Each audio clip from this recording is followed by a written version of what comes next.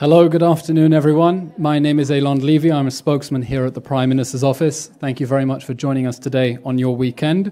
We will start with a brief update before taking your questions.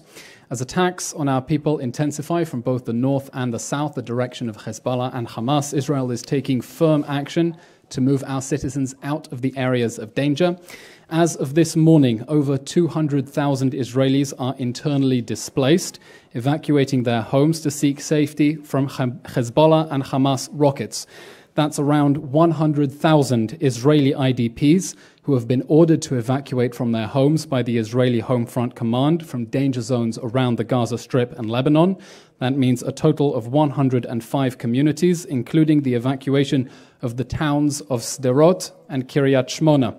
In addition, an estimated over 100,000 Israelis have evacuated their homes of their own accord from areas where they would otherwise have had only a few seconds to run away from intensifying rocket fire. Earlier today, the National Emergency Management Authority, NEMA, in the Ministry of Defense and the IDF announced the expansion of the state-funded evacuation plan to evacuate an additional 14 communities in northern Israel near the border with Lebanon in areas that have been increasingly targeted by Hezbollah. I will now provide a couple of other key updates. The IDF confirmed earlier today that at least 212 hostages are being held in the Gaza Strip. I emphasize at least 212 because an unknown number are still missing, and we do not know whether Hamas abducted them into the Gaza Strip or totally burned and cremated their bodies as part of the October 7th massacre. We continue to demand the immediate and unconditional release of all our hostages, and we expect more pressure from the international community with all means at its disposal to secure their immediate and unconditional release, as well as access to the International Red Cross. Israel will not rest until all 212 of those hostages are returned to the loving embrace of their families. More numbers, over 1,400 Israelis have been killed since the October 7th massacre and the outbreak of the war. More than 5,300 Israelis have been injured. Israel is continuing in its campaign in response to the October 7th massacre to achieve the total defeat of Hamas and the total dismantling of its governing and military capabilities. Overnight, the IDF successfully targeted Mohammed Katmash, the deputy head of Hamas's artillery array in the Gaza Strip, who was responsible for artillery operations in Hamas's central brigade in the Gaza Strip. He played a significant role in the planning and execution of fire directed at Israel from the Gaza Strip in previous rounds of conflict with Hamas. The IDF has continued to target the Hamas terror sites in the Gaza Strip, including the commander of a rocket launching cell and a number of other terror operatives. In addition, a weapons manufacturing site and a Hamas military command center were also struck. Now, an important note. Since the October 7th massacre, the IDF has been collecting footage from body cams taken by the Hamas death squads as they rampage through the communities in southern Israel, butchering everyone in sight. Now, unfortunately, and I can't believe I'm saying this, and I can't believe that we as a country are having to do this, as we work to defeat the terror organization that brutalized our people, we are witnessing a Holocaust denial-like phenomenon evolving in real time as people are casting doubt on the magnitude of the atrocities that Hamas committed against our people and, in fact, recorded in order to glorify that violence. Therefore, tomorrow, the government press office will screen for foreign media gruesome and as yet unseen footage of the barbarities perpetrated against our people on October 7th. This is footage that has not been made public. It will screen a compilation of raw and unedited footage from the October 7th massacre for journalists who can stomach the horrific truth and want to report on what they saw. That will take place tomorrow, Monday, October 23rd, north of Tel Aviv at 11:30 Israel time. Please be in touch with the GPO or with us here at the Prime Minister's office if you would like more information about this screening. We will now move on to your questions. Please raise hands or type in the chat, and we will begin with a few questions that were submitted in advance. And I'll take this opportunity, please, to request if you have questions for the daily briefing, please do submit them in advance. The first question we have is from Madeline Rivera from Fox, concerning the IDF's warning to residents of the northern Gaza Strip to move south for their own safety. Questions about the humanitarian situation. Madeline, you're asking, the IDF says below the Gaza River there are conditions that will allow for civilian existence. Is that an understanding or an acknowledgement that there will be no more bombing in the south? Let me be very clear about the situation. Israel has decided in response to the October 7th massacre that it will proceed with a campaign to totally defeat and dismantle Hamas's governing and military capabilities inside the Gaza Strip. Every single Hamas terror site inside the Gaza Strip, every rocket launcher, every Hamas operative is a legitimate military target, and Israel intends to go after all of them in accordance with international law while doing everything in its power to reduce civilian casualties. That means that Israel will target the totality of Israel will target the totality of Hamas's governing and military infrastructure inside the Gaza Strip, wherever it may be. Now, as part of those efforts, Israel has asked civilians to evacuate from the northern Gaza Strip, the reason being that that area in the northern Gaza Strip is where Hamas has concentrated the bulk of its terror infrastructure, its tunnels, its rocket launchers, its command posts, and that is where we are expecting to see the brunt of the heavy fighting. That is why we are asking civilians temporarily for their own safety to evacuate to areas in the south, where we are working together with international partners in order to create the humanitarian frameworks that can ensure that they receive the deliveries of humanitarian aid that are already entering through Egypt. But I want to be clear, Israel's goal remains unchanged: the total defeat and dismantling of Hamas inside the Gaza Strip, and all its infrastructure remains a legitimate target under international law. Question from Carrie Lynn Keller of the Times of Israel. Is there an updated figure for internally displaced persons in Israel? Yes, as we said at the beginning of the briefing, we're talking about 100,000 Israelis who have been evacuated from high-risk areas in north and south of Israel. In addition, another 100,000 who have evacuated other areas of their own accord. And that does not include, I will emphasize, the additional 14 communities in the north of Israel who are being evacuated today. And tomorrow we will bring you updated figures. Carrie also asking, we're witnessing the greatest amount of northern border violence since 2006. Has Israel changed its stance towards opening a northern front? Israel's position remains unchanged. Israel is not interested in a war in two fronts. Our primary objective remains the total defeat and dismantling of Hamas. But Israel is ready to fight on two fronts if necessary, if forced to defend our people, and we will win. And I will quote to you what the Prime Minister said just today during a visit to commando forces stationed in the north. The Prime Minister said, and I quote, "If Hezbollah decides to enter the war, it will miss the days of the Second Lebanon War. It will be making the mistake of a lifetime. We will strike it more forcefully than it can possibly imagine, and the consequences for Hezbollah and the state of Lebanon will be ruinous." We also have a question about humanitarian aid. What was the procedure, if any, for checking the humanitarian aid that is being delivered to the people of Gaza through the Rafah border crossing with Egypt to make sure that it not contain any contraband? I'll repeat what COGAT, the coordinator of government activities in the territories, said yesterday. All supplies were inspected before entering Gaza. We wish to emphasize that Israel has the ability to ensure that nothing be brought in other than the items that are specified and have been approved.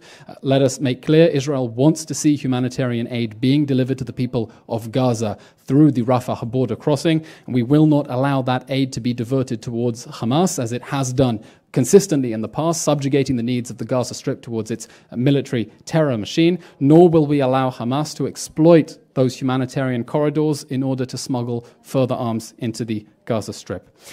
We have a question from Joel Pollock from Breitbart News about how people around the world can help Israel.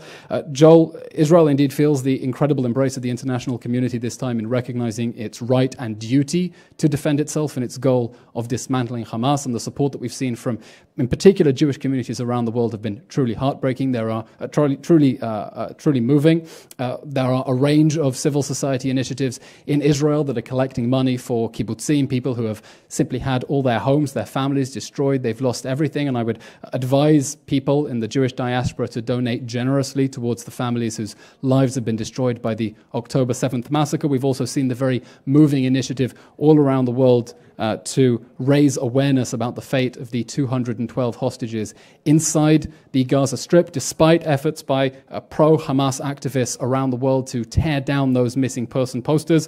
Any efforts that can be made to raise awareness as to the fate of those 212 innocent hostages inside the Gaza Strip will, of course, be warmly appreciated. And, of course, continuing to share news and stories about the horrific atrocities of October 7th and reminding the world why Israel finds itself in this position now of dismantling Hamas in response to what I will remind people, even if I sound a little bit like a broken record, was the worst terror attack in world history after 9/11. In fact, the death toll as it stands at the moment is the same as the whole of the North Tower from 9/11. That's not in adjusted for population, that is in absolute terms. The death toll from the October 7th massacre is the same as the whole North Tower from 9/11.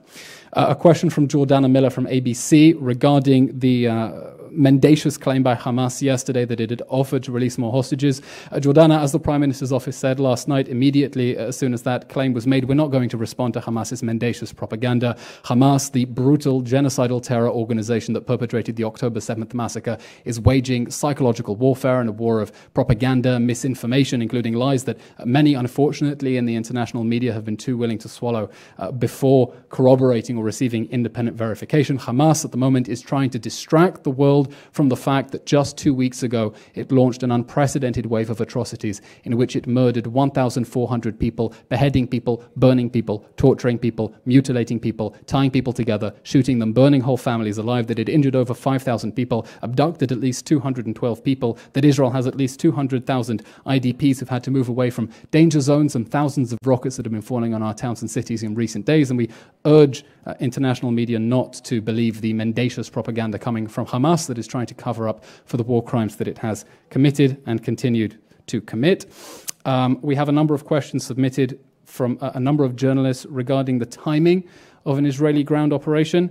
Let me be clear, our goal remains unchanged, the total defeat and dismantlement of Hamas.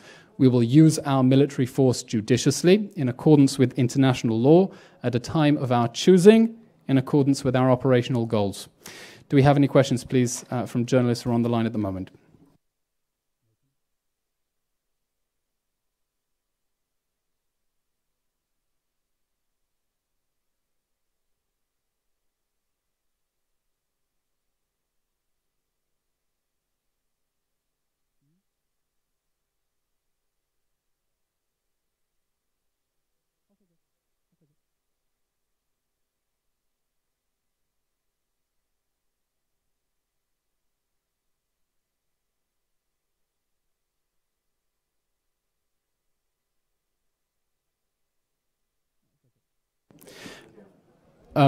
A question in response to statements from the United States that Hamas does not represent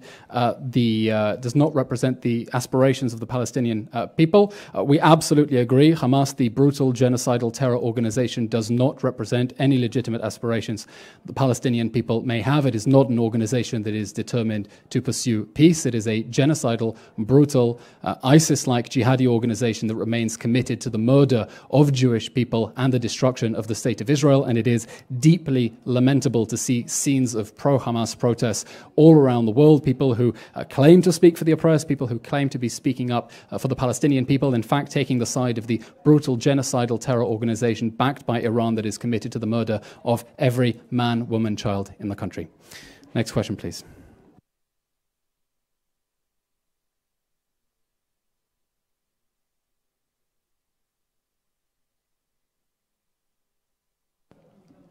We have a question from Jim Williams, International News from Washington, D.C. Those Israeli citizens who have been displaced, where are they going and are they being provided for? The National Emergency Management Authority has moved those Israelis from the areas where they have been ordered to evacuate to state-funded, state-sponsored guest houses. That is in order to keep them away from areas of danger that are now coming under intensifying rocket fire. And of course, we hope to be able to eliminate this threat of the rocket fire from Hamas as soon as possible. And of course, we continue to warn against any attempt to expand the current conflict to additional fronts.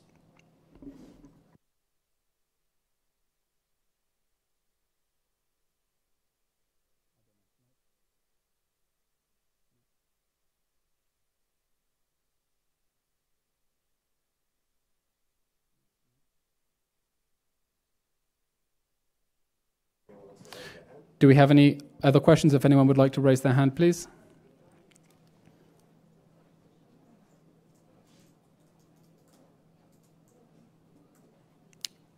Please.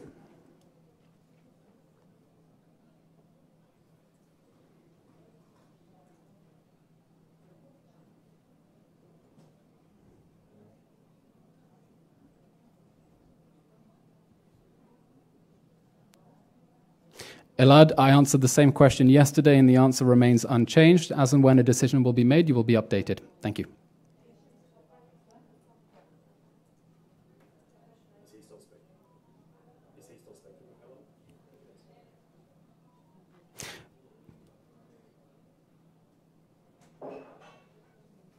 I would advise you to refer that question to the IDF, please, which will have the latest statistics on that. Mm-hmm. Question here from Andrew Roy. What is the status of negotiations for the release of hostages? Questions on what exactly entered Gaza per international reports would have to circle back on the exact details of that.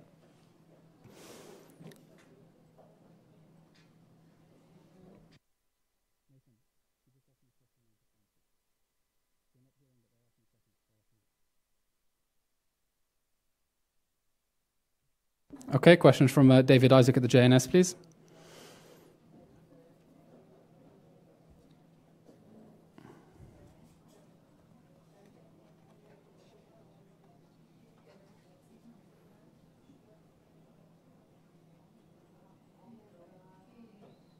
I'm not going to get into the modalities and exact technicalities of how Israel is making sure that aid not be diverted to Hamas, but I want to emphasize we do have an ability to make sure that that aid is not being smuggled to Hamas, that Hamas is not using those humanitarian corridors in order to smuggle war material, and Israel will thwart any attempts to exploit those humanitarian corridors to divert arms towards Hamas, and any attempts to exploit the international community's goodwill and hard-earned taxpayer dollars in order to divert international aid to Hamas. Just as we saw a few days ago, Hamas shamelessly stealing 24,000 liters of fuel from UNRWA, from the United Nations, in order to fuel its own machine of death against our civilians. Okay, that's all we have time for today. Thank you very much. Please, we'll see you at the same time tomorrow. And if you have any questions, please do try to submit them in advance. Thank you very much, everyone, and do keep safe. Thank you.